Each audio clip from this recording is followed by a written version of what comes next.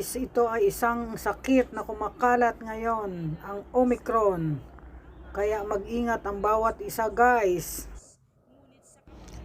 Ang Omicron ay isang sakit na kumakalat ngayon guys sa buong mundo.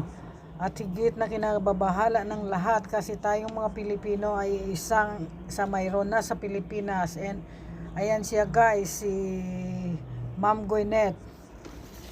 Yan ang nasa litrato, siya isang pinagbibintangan na nagpakalat daw ha.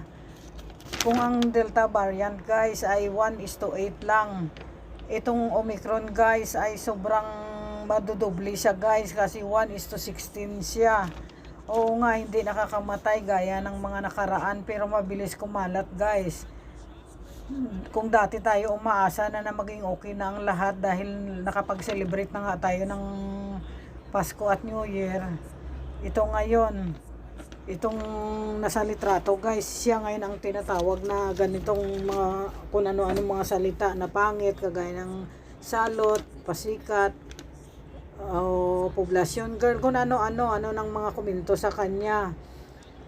Pero hindi naman natin siya guys masisisi guys kung nagkaganito man siya, kasi hindi naman to gusto magkaroon na ano lang din to siya guys, nahawaan lang din to siya guys. Ang isang pagkakamali niya lang siguro dito guys, yung nasa quarantine siya na umalo talaga siya, yung gumawa talaga siya ng paraan para makalabas doon sa quarantine hotel niya guys.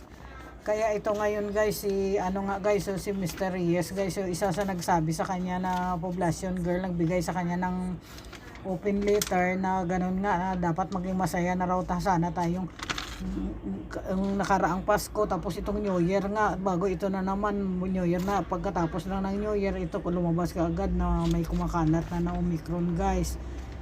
Nakakabahala, lalo na dito rin guys sa amin dito sa Hong Kong guys. Bali 8 bansa guys ang nakaban ngayon at isa ang Pilipinas ay hindi pwedeng pumasok guys sa Hong Kong guys. Tsaka sa China may binalita, isang lugar na rin sila, nag-lockdown na rin sila guys. Sana yung maano na to guys, itong year 2022 na to, maging maayos na guys ang lahat guys. At yan guys, yung nasa litrato, nakita mo yan guys, ano yan, nag-party pa yan siya guys. Tsaka yung nakita mo yung mga picture guys na nakabilog dun guys, mga ano niya yon, mga kasamahan niya. At balita di umano na isa rin sa sila rin ay isang nahawaan, hindi ko ma-sure guys, pero yun ang balita sa ano, sa social media, na yun nga, yung mga meron daw doon ano na yun, may ayun, may naka-plus ba, mga naging positive daw yan sila, ayun andun siya sa naka-circle, isa yan siya. Kaya kayo na guys ang mag-ano guys, kayo na ang bawat isa sa atin dapat guys mag-ano na, mag-ingat na. Kasi nakakabahala talaga guys, hindi lang kami rito sa Hong Kong na nag-aalala, gawa mga pamilya namin nandiyan sa Pilipinas, kami rin dito nag-aalala rin, gawa na ano. Pero mas okay dito guys ang ano sa Hong Kong, gawa na mahigpit talaga sila. Ayan guys, yung hotel na Berhaya guys, yan ang pinag-quarantinan niya guys. At ito nga guys, yung Berhaya mismo nagbigay na ng ano, ng pahayag nila.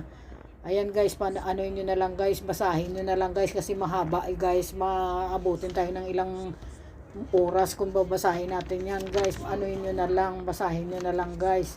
Muli guys, ito muli si Visayan Daisy Vlog na nagsasabi sa inyo na itong aking video na to guys ay content ay isang opinion lamang ito at isang pagre-reaction video ko lang guys.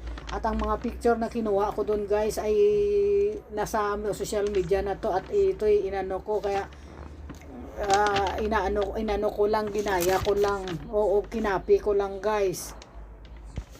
Kaya wala akong ibig sabihin dito o tumbukin na si Ma'am Gwyneth ay siya talaga ang sinasabi nilang sikat, pasikat o salot. Hindi ko siya rito inaano guys, isang komento lamang guys.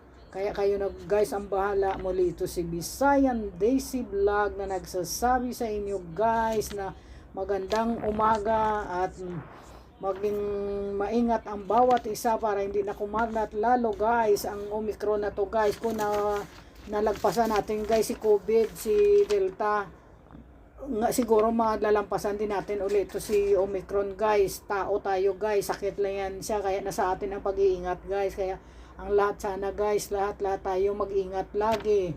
Huwag tayo mag party muna guys. Babu!